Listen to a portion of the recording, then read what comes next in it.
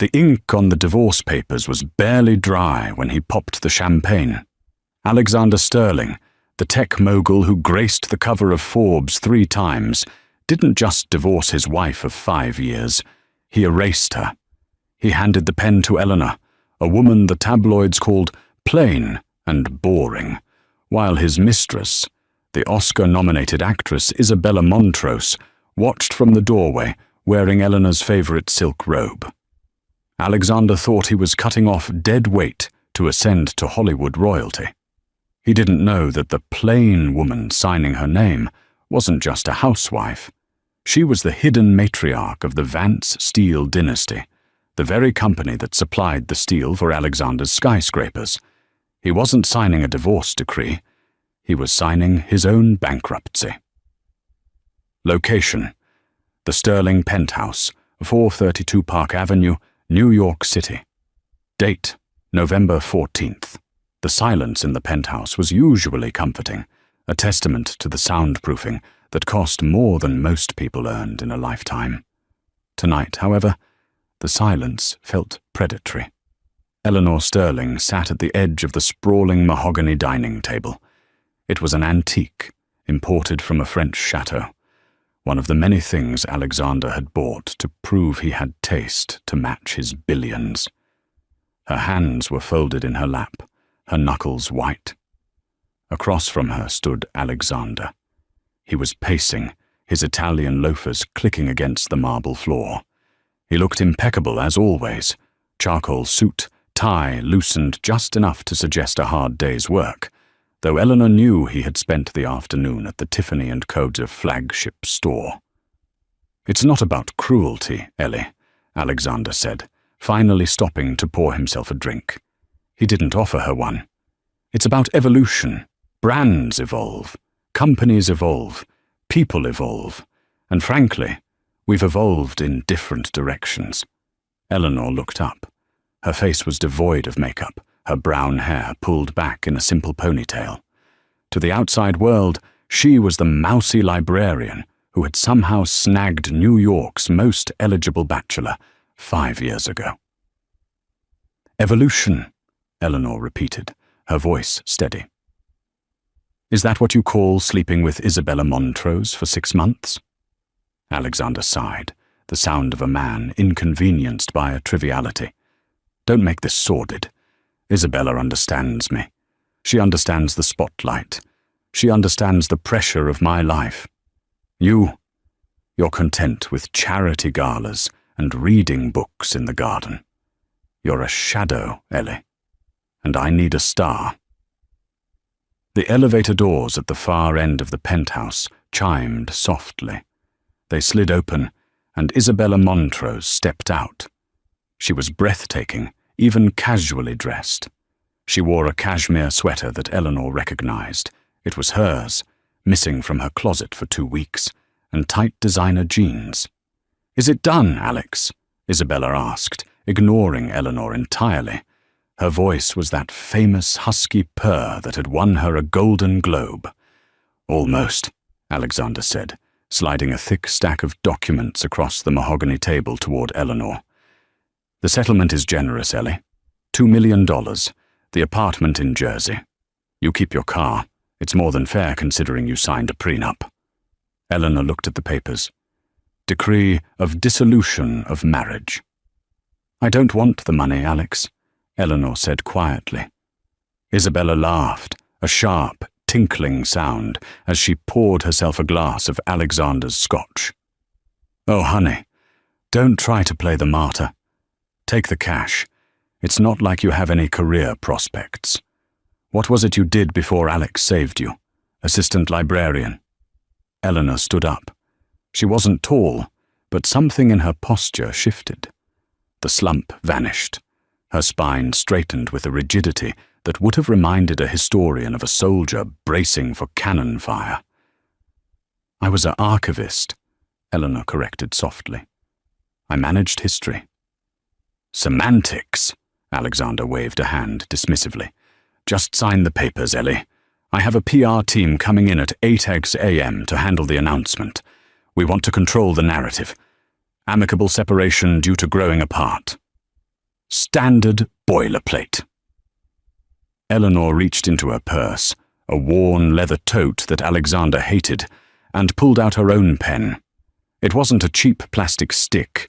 It was a heavy fountain pen with a nib of solid iridium, engraved with a crest too small for Alexander to notice from where he stood. She looked at her husband, the man she had loved, the man she had supported when his first startup, Nebula Tech, nearly collapsed because he couldn't secure raw materials. She had made a phone call then, a call he never knew about, that lowered the price of structural steel for his servers by 40%. That call had saved his career. "You are sure about this, Alexander?" she asked. "Once I signed this, there is no going back. Our assets, our lives, and our business connections are severed." "Business connections?" Alexander scoffed. "Ellie, the only connection you have is to the housekeeper."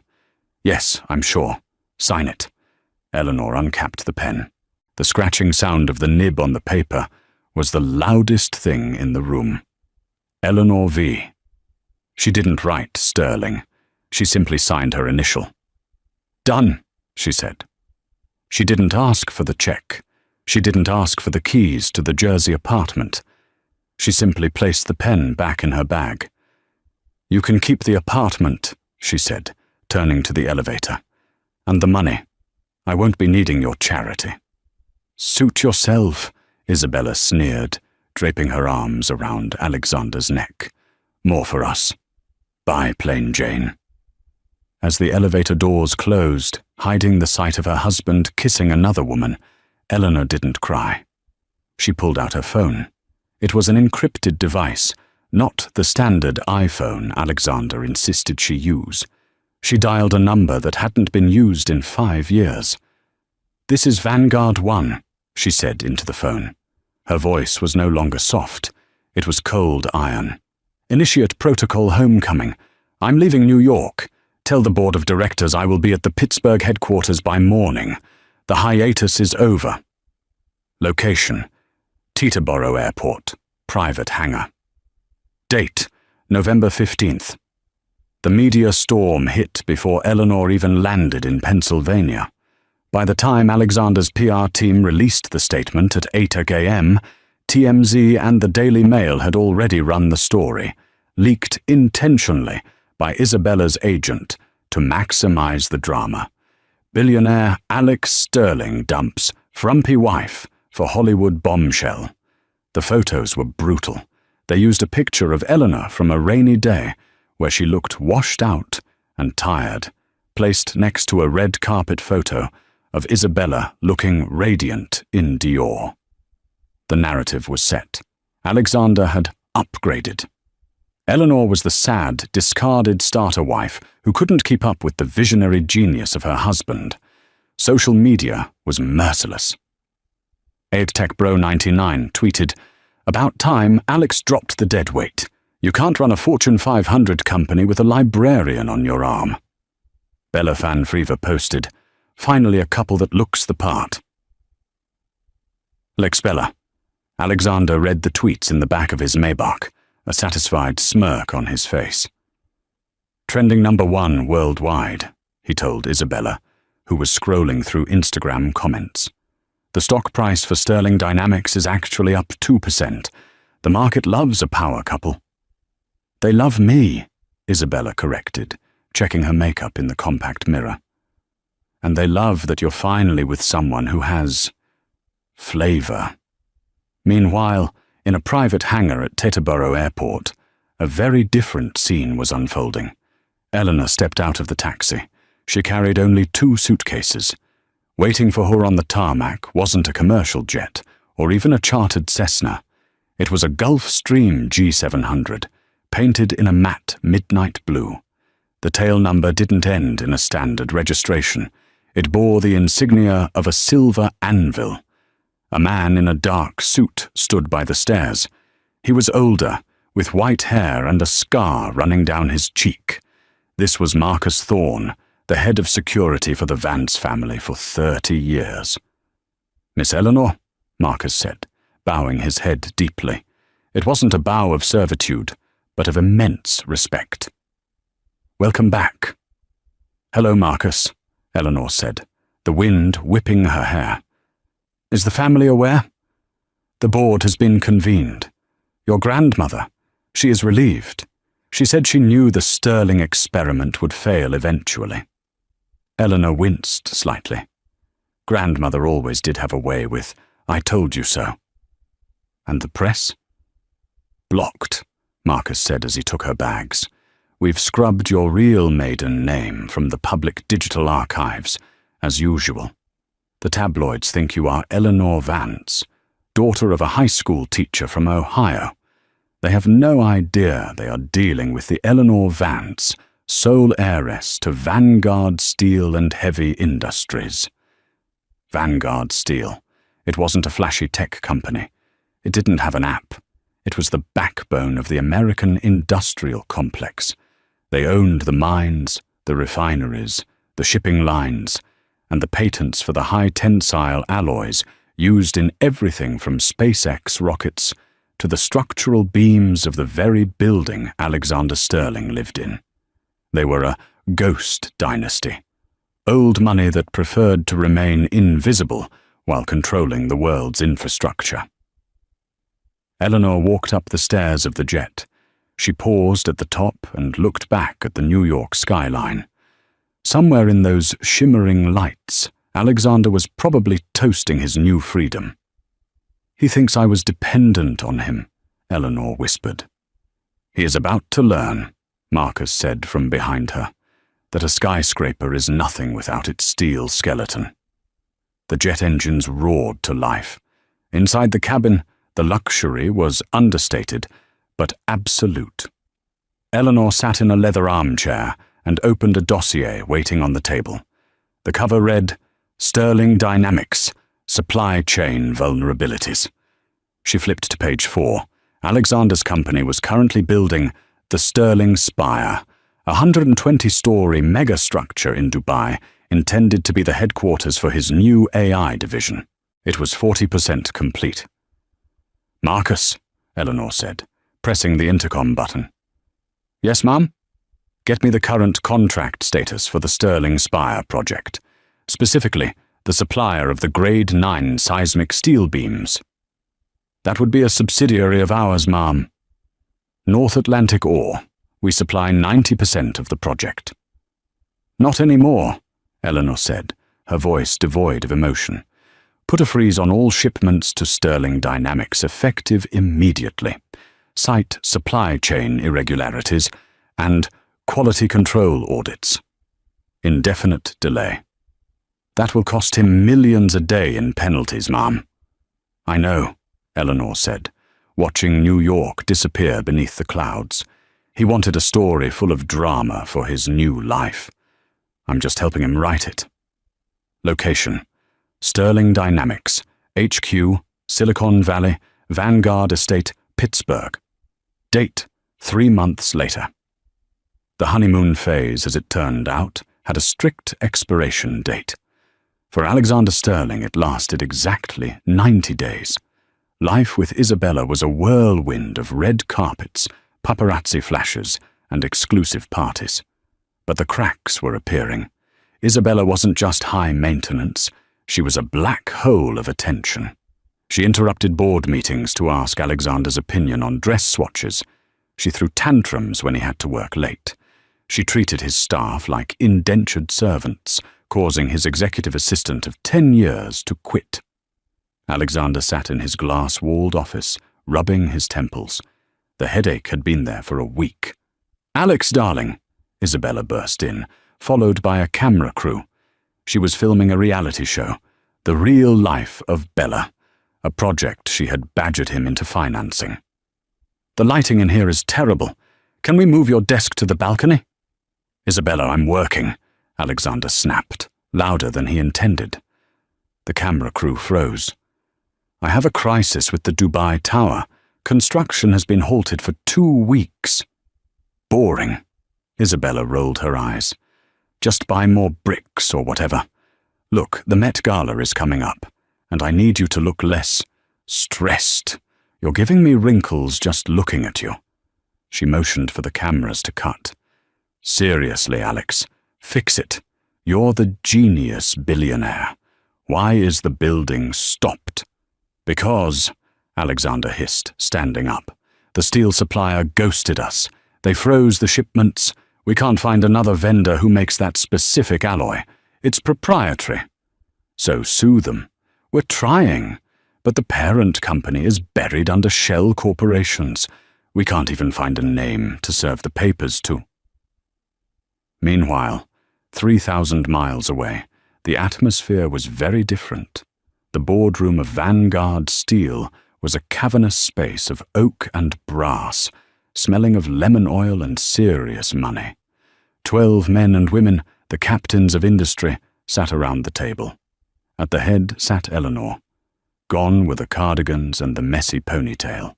She wore a tailored navy suit that cost more than Alexander's car, her hair cut into a sharp, commanding bob. She didn't look like the librarian anymore. She looked like a queen on a warpath. "The audit of the European division is complete," Eleanor said, her voice projecting clearly without a microphone. "We are up 14% in the Asian markets." "And the sterling situation?" asked Mr. Henderson, a board member who had known Eleanor since she was a child. "The freeze is holding," Eleanor said, calmly, reviewing a tablet screen. "Sterling Dynamics has missed 3 construction deadlines. The investors in Dubai are getting restless. Their stock has dropped 18% since the divorce." "Is the goal to bankrupt him, Ma'am?" Henderson asked. "Because if we squeeze too hard, the antitrust regulators might sniff around." "The goal," Eleanor said, looking up with eyes that glinted like polished chrome, "is to remind him of his place. He thinks he is a self-made god. I am simply removing the pedestal he stands on. However," she paused. She tapped the screen. "He has scheduled an emergency supplier summit in Chicago next week. He's invited every major industrial supplier in the Northern Hemisphere to try and bid for the contract. He's desperate." "Are we attending?" "Vanguard doesn't attend summits. We host them," Eleanor said. "But North Atlantic Ore will be there. And I think it's time the CEO of North Atlantic Ore made a personal appearance." A murmur went around the room. They knew what this meant. "You're going to reveal yourself?" Henderson asked, concerned. "The media will be there. He will be there. He invited the world to watch his life," Eleanor said, standing up to close the meeting. "I think it's time I made a cameo." Back in California, Alexander's phone rang. It was his chief operations officer. "Alex, good news. We got a seat at the Chicago Industrial Summit. The rumor is the CEO of the holding company that owns our steel supply will be there." "Finally," Alex exhaled. "Who is it? Some old guy? I can charm him. I can buy him out." "We don't have a name, sir. Just a title. They call the CEO the Iron Lady." "Iron Lady?" Alex laughed, adjusting his tie. "Sounds like a challenge. Book the jet, and tell Isabella to stay home. I need to focus." "Sir, Isabella has already tweeted that she's coming with you to Chicago for a shopping spree." Alex slammed the phone down. He looked out the window at the smoggy sunset. He missed the quiet evenings with Ellie. He missed her listening ear. He missed the way she would massage his shoulders without him asking. "No," he thought, shaking his head. "She was weak. I am a lion, and lions don't look back." He didn't know that the lion was walking straight into a trap set by the tamer. Location: the Grand Ballroom, the Palmer House, Hilton, Chicago. Date: December 2nd. Chicago in December was a biting, frigid beast, a stark contrast to the climate-controlled artificiality of Alexander Sterling's life. The wind off Lake Michigan rattled the windows of the limousine, but inside, The air was thick with the scent of Isabella's perfume, a cloying floral scent that Alex was beginning to associate with migraines. "I don't see why I had to come," Isabella complained, scrolling through her phone. The screen illuminated her face, which was currently contoured to perfection. "This is an industrial summit, Alex. It's going to be full of old men talking about rust." "It's not rust, it's infrastructure," Alexander snapped, checking his tie in the reflection of the window. He looked tired. The circles under his eyes were visible, even through the concealer his makeup artist had applied. "And you had to come because the investors are spooked. They need to see us as a united front. The power couple, remember?" "Well, the power couple needs a drink," Isabella muttered. "And remind me again why we're chasing this Iron Lady. Can't you just buy her company?" "I tried," Alex said, his voice tight. "They're private, hostile takeover proof. If I don't get her to sign off on the steel beam shipments by tonight, the Dubai Tower is officially dead. The penalties alone will wipe out our Q4 profits." The limo pulled up to the curb. A swarm of photographers, tipped off by Isabella, Alex suspected, began to flash their bulbs. Alexander put on his winning smile, the one that had charmed venture capitalists for a decade. He took Isabella's hand. "Smile," he whispered. "Look like you adore me." "I adore your credit card limit," she whispered back, flashing a dazzling smile for variety. Inside, the grand ballroom was a sea of dark suits and grey hair. This wasn't the tech world. There were no hoodies, no beanbag chairs, no disruption. This was old money. This was coal, oil, freight, and steel. The people in this room didn't care about Instagram followers. They cared about tonnage and tariffs. Alexander felt out of place. He was a disruptor, a tech visionary. These men looked at him like he was a parlor trick. "Sterling!" a voice boomed. Alex turned to see Victor Krum, a Russian shipping magnate he had met once at Davos. "Victor," Alex extended a hand. "Good to see you." Victor didn't take the hand. He looked Alex up and down, his eyes landing on Isabella's dress, a plunging red number that was entirely inappropriate for a conservative business summit. "I hear you are having trouble with your erection," Victor said loudly, causing a nearby group to chuckle. Alex stiffened. "Excuse me?" "Your building," Victor clarified, a cruel smirk playing on his lips. "It cannot go up. No steel. Very embarrassing.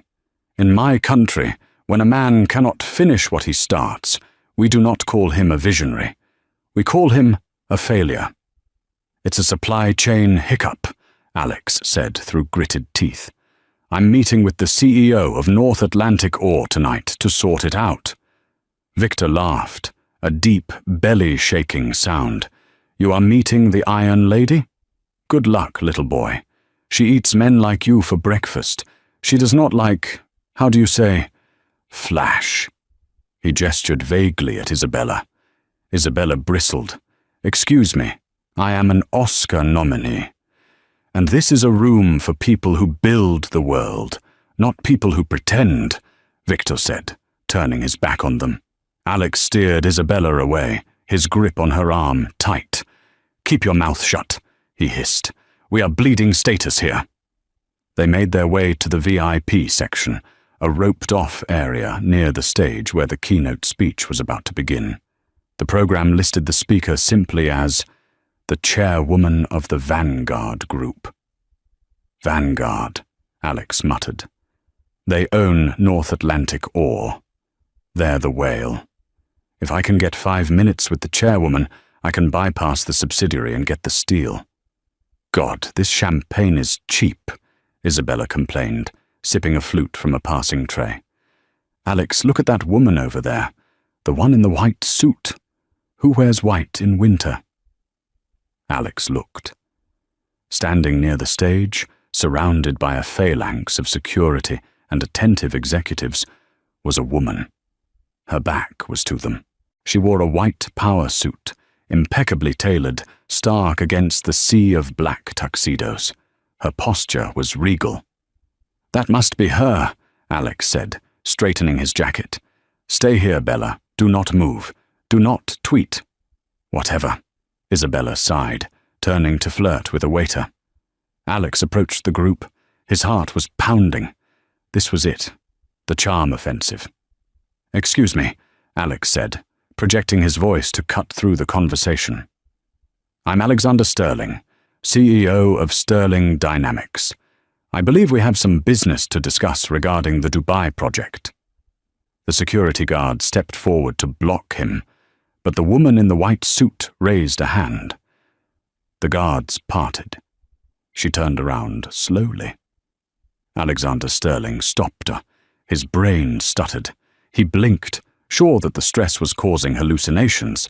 The face was familiar, yet entirely alien.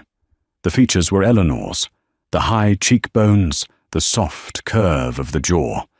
But gone was the woman who wore oversized sweaters and apologized for taking up space. This woman wore diamonds that were heirlooms, not gifts. Her makeup was sharp, accentuating eyes that looked at him not with love or even hate, but with the crushing indifference of a glacier. "Hello, Alexander," Eleanor said. Her voice was smooth, low, and terrifyingly calm. "Ellie?" Alex whispered, his voice cracking. What are you doing here? How did you get past security?" The executives around her chuckled darkly. "Mr. Sterling," Eleanor said, "I am security. Location, the VIP Circle, Chicago Industrial Summit. Time, moments later." The silence that fell over the immediate vicinity was heavy. Alexander looked at his ex-wife, trying to reconcile the image of the woman who used to bake blueberry muffins on Sundays with this titan standing before him. "I don't understand," Alex stammered. He looked at the man standing next to her, Marcus Thorne, the security chief from the airfield. You're with Vanguard?" "Alexander," Eleanor said, stepping closer. She was wearing heels that made her nearly his height. "I am Vanguard." The words hit him like a physical blow.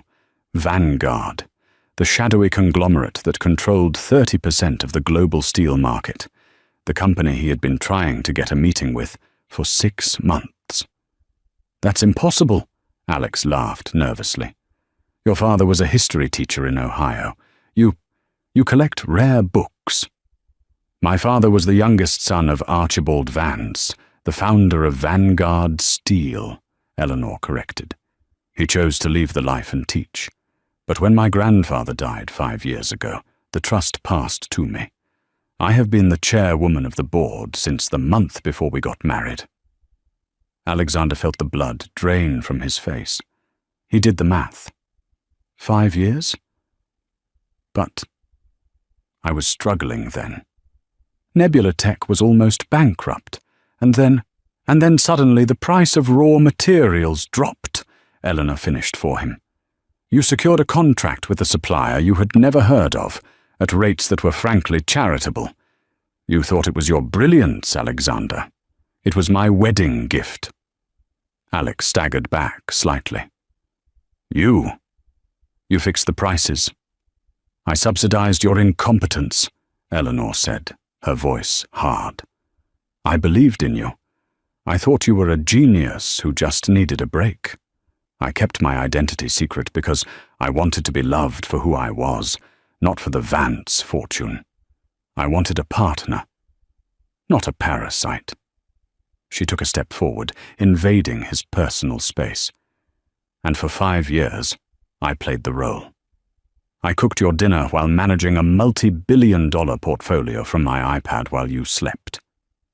I listened to you brag about your self-made empire, knowing that I was the one holding up the foundation." "Ellie, wait!" Alex's mind was racing. This changed everything. She wasn't a discarded librarian. She was one of the richest women on the planet. If this is true, then we can fix this."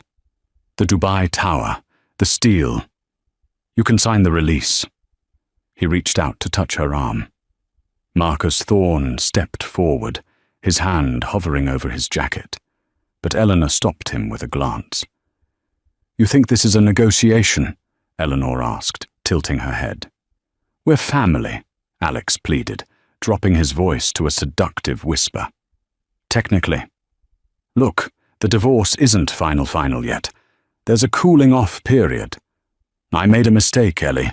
Isabella, she's a fling, a midlife crisis. But you and I, we're a team. We built Sterling Dynamics together.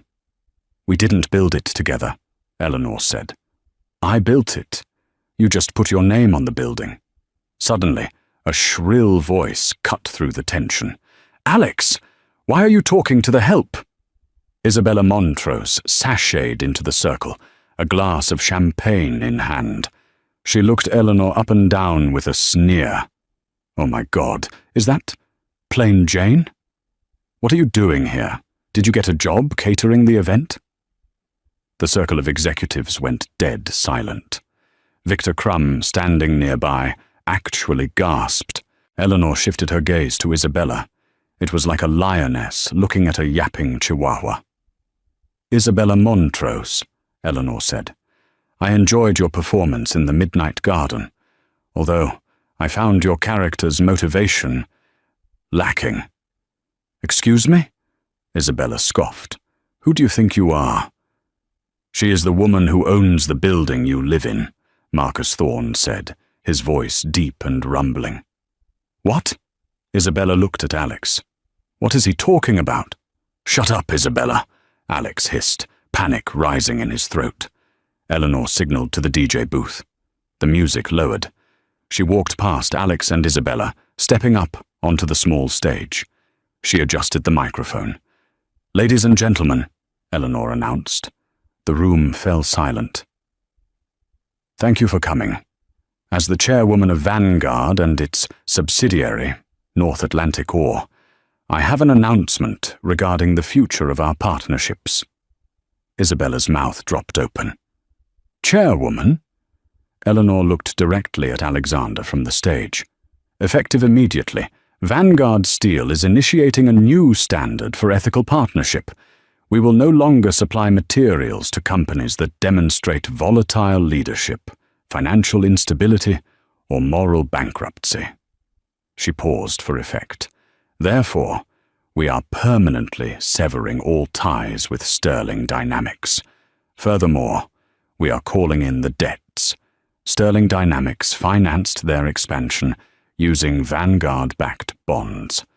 Per the contract clause regarding management instability, triggered by a high-profile divorce scandal, those debts are now due in full. The room erupted in murmurs. Reporters were typing furiously on their phones. Due? Alex shouted, forgetting himself. We have 30 years to pay those bonds. Read the fine print, Alexander, Eleanor said into the mic, her voice echoing through the hall. Clause 4A. Immediate repayment required if the primary guarantor, me, withdraws confidence. I withdraw my confidence. She looked down at him, looking small and pale next to his celebrity mistress. You have 48 hours to pay $300 million, Alexander. Or I initiate foreclosure proceedings on the Dubai Tower, the San Francisco headquarters, and, oh yes, the penthouse at 432 Park Avenue. She smiled, a cold, devastating smile. I hope you haven't unpacked, Isabella. Location: the penthouse, New York City, 3 days later. Date: December 5th. The descent was faster than the ascent. It had taken Alexander 10 years to build his reputation. It took Eleanor Vance 48 hours to dismantle it. The news of the debt call-in caused Sterling Dynamics stock to freefall. It plummeted 40% by the time the markets opened the morning after the Chicago summit. By noon, the board of directors had suspended Alexander's trading privileges. By evening, the creditors were circling like sharks, smelling blood in the water. Alexander sat on the floor of the penthouse living room. Boxes were everywhere. Not moving boxes, evidence boxes. The SEC had launched an investigation into undisclosed related party transactions regarding the cheap steel he had received for years. Isabella was screaming in the bedroom. "I can't believe this!" she shrieked, storming out. She was dragging a Louis Vuitton trunk, scratching the marble floor. "They froze my credit cards, Alex. The supplementary card you gave me. I tried to buy a latte and it was declined. A latte!" "Isabella, please," Alex said, holding his head in his hands. "I'm trying to figure this out. I just need to liquidate some assets." "What assets?" Isabella screamed. "She owns the steel. She owns the debt. She practically owns the air we breathe. You told me she was a nobody. You told me she was a boring little housewife." "I didn't know," Alex roared back, standing up. "How was I supposed to know she was the heiress to the biggest steel fortune in America? She drove a Honda Civic." "Because she's smart." Isabella threw a vase, a Ming Dynasty replica, at the wall. It shattered. "And you're an idiot. You left a billionaire for me." The realization hung in the air. Isabella wasn't putting herself down. She was stating a financial fact. He had traded a diamond mine for a cubic zirconia. "I'm leaving," Isabella said, buttoning her coat. "Leaving? Now?" Alex looked at her with disbelief. "Bella, I need you. We're a team. We can rebuild. I'm still Alexander Sterling." "You're Alexander Sterling with negative net worth," Isabella spat. "And I have a reputation to think of. Being the mistress of a billionaire is chic. Being the girlfriend of a bankrupt fraud is pathetic. My agent already booked me a flight to Cabo with the producer of my next movie." You're seeing someone else?" "I'm an actress, Alex. I need an audience, and your show is cancelled." She slammed the door behind her. The echo rang through the empty, cold apartment. Alex stood alone in the wreckage of his life. The silence was heavy, but this time it wasn't predatory. It was final. His phone buzzed on the floor. He picked it up. It was a notification from Zillow. Listing alert, 432 Park Avenue penthouse. Price, 45,000 lols. Seller, the Vance Trust. She put his house on the market before he had even moved out. Alex laughed. It was a dry, manic sound. He walked to the window and looked out at the city. He could see the skeleton of a new skyscraper going up in the distance, steel beams rising into the sky. He realized now that every beam, every girder, every rivet in this city belonged to her. He had walked through her world thinking he was a giant, never realizing he was just an ant crawling on her shoe. The intercom buzzed. "Mr. Sterling," the doorman's voice came through. "There are some gentlemen here from the bank, and a Miss Vance is with them." Alex straightened his shirt. He walked to the elevator. He had to face her one last time. He had to try. The doors opened. Eleanor stood there, flanked by lawyers. She wasn't wearing the power suit today. She was wearing jeans and a cashmere sweater, the same outfit she wore on their first date. "Hello, Alexander," she said softly. "Ellie," Alex breathed. He fell to his knees. He didn't care about dignity anymore. "Ellie, please, I'm sorry. I was a fool. Take me back. I don't care about the money. I just want you." Eleanor looked down at him. Her expression wasn't angry. It was pity, and that hurt worse than the anger. "You don't want me, Alex," she said, stepping around him to look at the apartment. "You want the safety I provided. You want the Iron Lady to save you from the mess you made." She signaled to the lawyers. "The foreclosure is complete. You have until midnight to vacate the premises. Anything left behind will be auctioned for charity." "Ellie, where will I go?" Alex wept. "I have nothing." Eleanor stopped at the door. She looked back. her hand on the frame. "You have your freedom, Alexander. You said I was a shadow. Well, now you're out in the light. Let's see if you can shine on your own." She walked out. The elevator doors closed. Alexander Sterling, the man who wanted everything, sat alone on the cold marble floor, realizing that in his quest for more, he had lost the only thing that was real. Location: Sotheby's Auction House, Manhattan. Date: January 15th, 1 month later. The fall of a titan is rarely silent. It is usually accompanied by the sharp rap of a gavel. Alexander sat in the back row of the auction hall. He wore a coat that was slightly too large for him now. He had lost 20 pounds in the last month. He wasn't supposed to be here. His lawyers had advised against it, citing emotional self-harm. But he couldn't stay away. He watched as the artifacts of his perfect life were paraded across the stage like cattle. "Lot 405, the auctioneer announced, his voice practiced and bored. A custom-made Patek Philippe watch, engraved with the initials AS opening bid at 50,000. It was the watch Eleanor had given him for their 3rd anniversary. He had barely worn it, preferring a flashy smartwatch that tracked his heart rate. Now he watched a stranger, a hedge fund manager in a tacky plaid suit, raise a paddle. "Sold," the auctioneer clipped. Alexander flinched.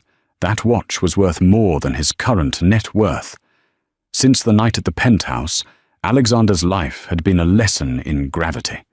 The SEC investigation had frozen his liquid assets. The board of Sterling Dynamics had voted him out as CEO, replacing him with a conservative CFO who immediately publicly distanced the company from the former leadership's erratic behavior. Isabella Montrose was gone, appearing on the cover of People magazine 3 days later with the headline, "I survived him. Isabella opens up about toxic billionaire X." She spun a narrative of emotional manipulation that wasn't entirely true, but Alexander had no PR team left to fight it. He was living in a serviced apartment in Queens. It was clean, but small. The radiator clanked at night. The view was of a brick wall, not the skyline. "Lot 410, the auctioneer continued. A first-edition copy of The Great Gatsby, signed by Fitzgerald. Alexander sat up. That was Eleanor's. It was her most prized possession. She must have left it behind in the penthouse by mistake. "Opening bid, 10,000. Alexander checked his bank account on his phone. He had $12,000 left to his name, the remnants of a cashed-out 401k that hadn't been seized yet. He could buy it back. He could save one piece of her. One piece of the life they had. He raised his hand. 12,000, he shouted, his voice cracking. The room turned to look. People whispered, "Is that him? Is that Sterling? He looks terrible." "I have 12,000 from the gentleman in the back," the auctioneer said, peering over his glasses. "Do I hear 15? 20,000, a voice called out from the front row. Alexander's heart sank. He looked at the bidder. It was Marcus Thorne, Eleanor's security chief. He wasn't bidding for himself. He was bidding for the trust. Eleanor was buying her own book back, ensuring Alexander couldn't have it. 20,000 going once, sold to the gentleman in the front. Alexander slumped in his chair. She didn't even want him to have a memory. He walked out into the cold January rain. He hailed a taxi, but the yellow cab drove right past him to pick up a couple down the block. He lowered his hand. He walked to the subway station, the damp air seeping into his bones. On the platform, a digital billboard flashed an advertisement. It was for a new high-speed rail line connecting the East Coast, a project touted as the green backbone of America. The tagline faded in. Steel provided by Vanguard Industries. And then Eleanor's face appeared. She looked radiant, now strong, and untouchable. She wasn't looking at the camera. She was looking toward a horizon Alexander could no longer see. He stood there, jostled by commuters, realizing that he was no longer the protagonist of the movie. He was just an extra in the background of her success. Location: a shared office space, Jersey City. Date: 1 year later. Sterling, the coffee machine is jammed again. Alexander looked up from his cubicle. I'm on it, Gary. Alexander Sterling, former cover model for Forbes, was now a junior sales associate for a mid-tier logistics firm in New Jersey. It was the only job he could get. No reputable tech company would hire him. He was a liability, a walking lawsuit. He walked to the break room and fiddled with the plastic machine. He was wearing a suit from Zara. He took the bus to work. His life was a cycle of mediocrity. He woke up, ate toast, went to work, got yelled at by Gary, a man who used to follow Alexander on Twitter, and went home to watch Netflix alone. He had tried to reach out to Eleanor. He sent emails. They bounced back. He wrote handwritten letters. They were returned unopened. He even tried to show up at the Vanguard headquarters in Pittsburgh, but Marcus Thorne had met him at the gate and politely informed him that if he returned, he would be arrested for trespassing. He was a ghost. One afternoon, Gary dropped a file on his desk. Big client coming in today, Sterling. I need you to take notes. Don't speak unless spoken to. We're trying to land a contract for shipping heavy machinery. Sure, Gary, Alex sighed. At 2 p.m., the clients arrived. Alexander sat in the corner of the conference room, clutching a notepad. The door opened. 2 men in suits walked in, followed by a woman. Alexander stopped breathing. It wasn't Eleanor. It was her assistant, a woman named Sarah, whom Alexander had fired 3 years ago because she walked too loudly. Sarah stopped when she saw him. Her eyes widened in surprise, then narrowed into a look of supreme satisfaction. Sarah, Alex whispered. It's Ms. Jenkins, she said coolly. I'm the VP of Logistics for the Vanguard Foundation now.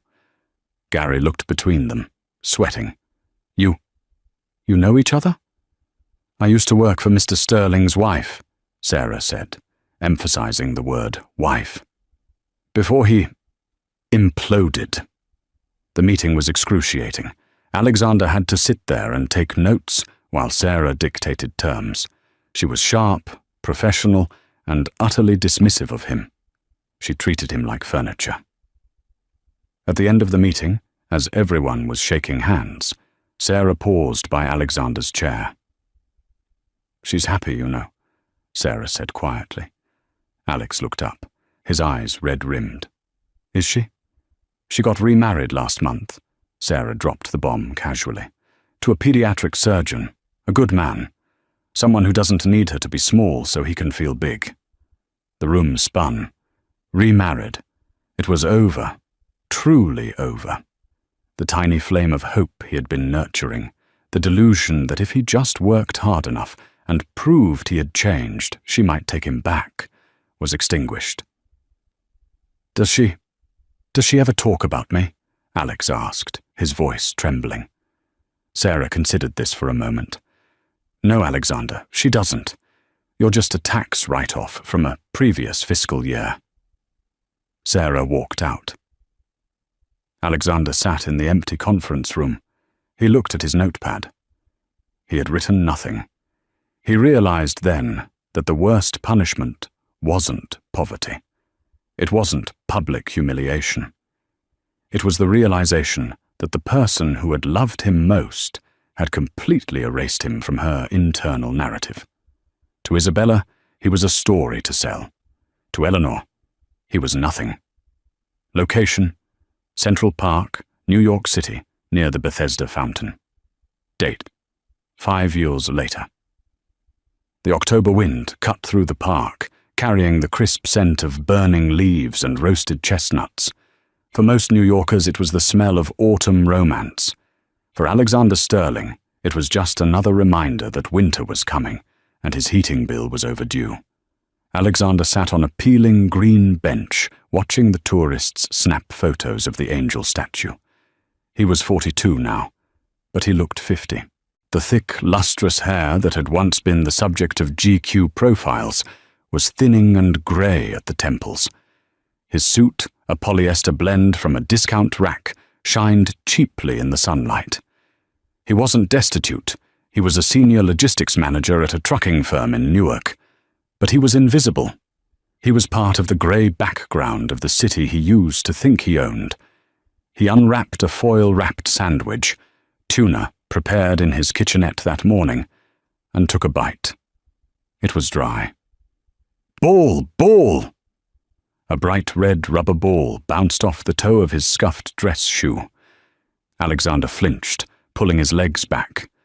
A little girl, perhaps 3 or 4 years old, toddled up to him. She was dressed in a miniature Burberry coat and cute woolen tights. She had dark curls and eyes that were intelligent, inquisitive, and painfully familiar. Alexander picked up the ball. The girl stopped, putting a finger in her mouth, waiting. "Is this yours?" Alexander asked, forcing a smile. It felt rusty. "Sophia, don't run off!" The voice hit Alexander like a physical shockwave. He dropped the ball. It rolled away, forgotten. He looked up. Walking down the path, maneuvering a sleek, beige stroller, was a woman. She wore a camel hair coat that draped effortlessly over a cream cashmere sweater. She wore no jewelry except for a simple platinum band and a pair of diamond studs that caught the light. It was Eleanor. But it wasn't the Eleanor he had divorced. It wasn't even the Iron Lady who had destroyed him in the boardroom. This was something else entirely. She looked peaceful. The sharp edges of her anger had softened into a serene, untouchable confidence. She looked like a woman who had everything she ever wanted. "Alex?" She stopped, her hand resting protectively on the girl's shoulder. Alexander stood up too quickly, crumbs falling from his lap. He brushed them away frantically, shame burning his cheeks. "Eleanor," he croaked. He cleared his throat, trying to find the smooth baritone that used to charm investors. It was gone. I didn't think you were in the city." "We live in Connecticut now," Eleanor said, pleasantly, as if she were talking to an old neighbor she barely remembered. "We just came in for the ballet matinee. Sophia loves the costumes." "Sophia," Alexander repeated, looking at the child. She's beautiful." "Thank you," Eleanor smiled down at her daughter. "Sophia, say hello." "Hi," the girl whispered, hiding behind Eleanor's coat. Is her father here?" Alexander asked, looking around, half terrified that a security team would tackle him. "Gabriel is getting pretzels," Eleanor gestured toward a vendor cart, where a tall, broad-shouldered man in a navy pea coat was laughing with the vendor. He looked kind. He looked solid. He looked like a man who didn't need to prove anything to anyone. Silence stretched between them. Alexander felt the weight of 5 years of mediocrity crushing him. He wanted to run, but he was rooted to the spot. He needed something from her. Absolution? Anger? Anything to prove that he still existed in her world. "I read about the merger," Alexander said, grasping for a topic. "Vanguard acquiring that lithium mine in Nevada." "Smart move." Eleanor raised an eyebrow. "You keep up with the news?" "I try," Alexander said. I wanted to tell you, Ellie. I've changed. I'm working hard. It's honest work. I'm not the same man." He took a step forward, his eyes pleading. "I know I broke us.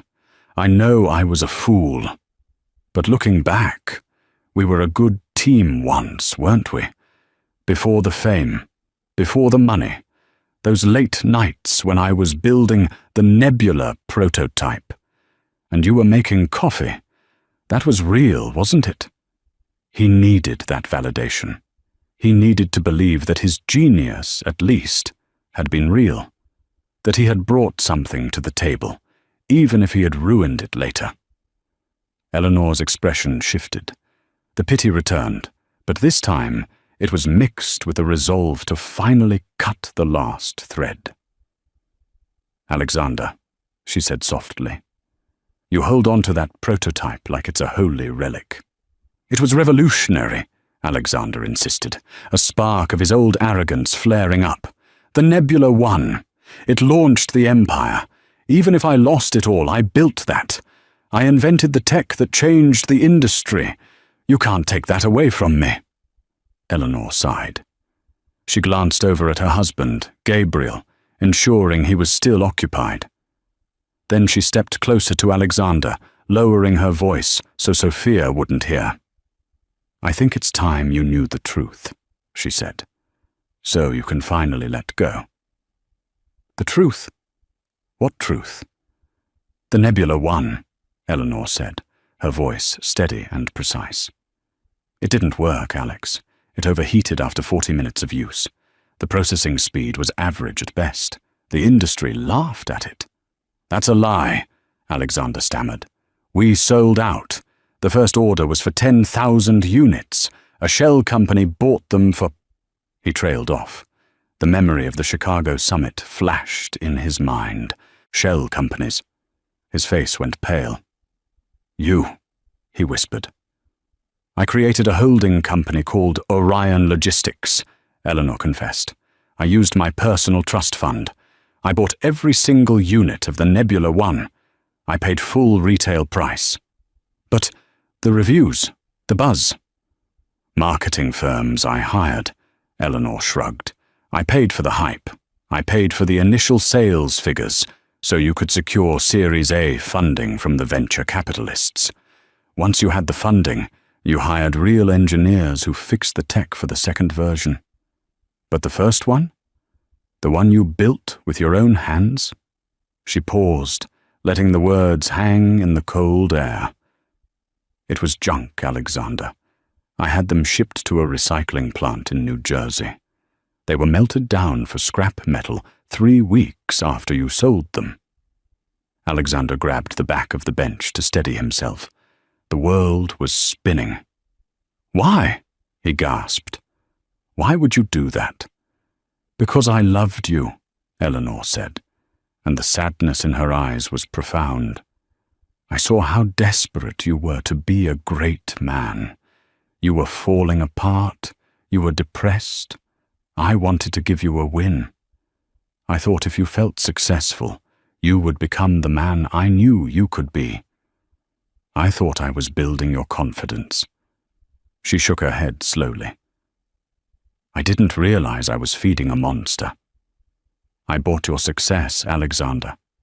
I bought your reputation. I even bought the suit you wore on the cover of Forbes.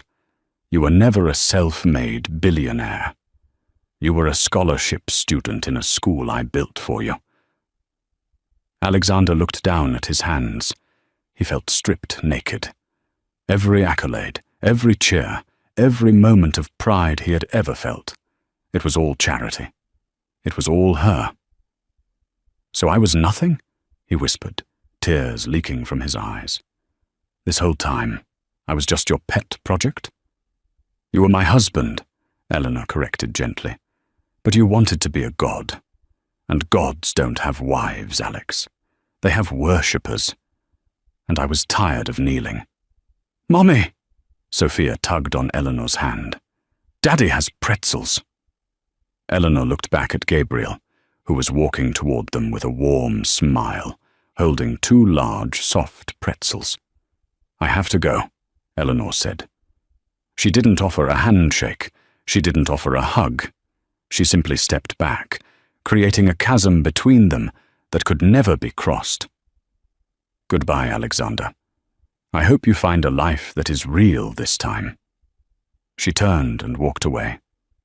Alexander watched as Gabriel wrapped an arm around her waist and kissed her temple. He watched them walk into the golden autumn light, a perfect, self-sufficient unit. Alexander Sterling sat back down on the peeling green bench. He looked at the skyscraper in the distance. The one he used to claim was his legacy. He realized now that he hadn't built it. He hadn't even designed it. He had just been the actor standing in front of the green screen, reciting lines written by the woman he had thrown away. He picked up his foil-wrapped sandwich. It was cold. He took a bite anyway, swallowing the dry, tasteless bread as the leaves fell around him like gold coins he could never spend. And that is the crushing reality of Alexander Sterling. He spent his life believing he was the architect of his own destiny, never realizing he was merely a tenant in a house built by his wife's love. In the end, the twist wasn't just that he lost his money. It was the revelation that his genius was a fabrication paid for by the very woman he called plain. Alexander wanted to be a king, but he forgot that a king is nothing without the person who funds the crown. Now, Alexander sits on a park bench, a man made of glass, shattered by the truth. Meanwhile, Eleanor walks into her future, proving that the strongest steel isn't found in a skyscraper, but in the backbone of a woman who knows her own worth. Wow, that ending hit hard. Do you think Eleanor was right to hide the truth about his success for so long? Or did she accidentally create the monster he became? I want to hear your theories in the comments. If this story gave you chills, please smash that like button and share this video with a friend who loves a good karma story. Don't forget to subscribe and turn on notifications. We have an even crazier revenge story coming up next week. Thanks for watching.